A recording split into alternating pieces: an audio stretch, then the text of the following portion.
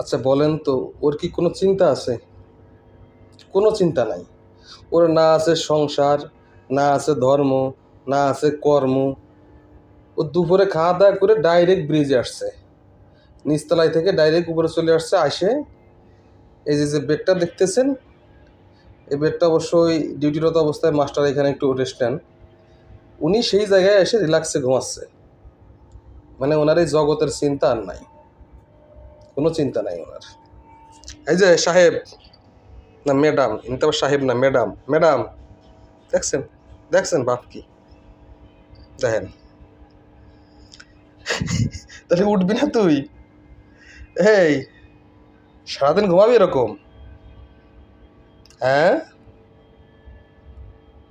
দেখছেন কিভাবে থাকতে পারে এরকম ঘুমায়? কোনো চিন্তাই নাই। তো থাক, ঘুমা। রাত্রে দুইটা ইন্দুর দোরস, তাই তুই বেনে থাক, ঘুমা। ওকে।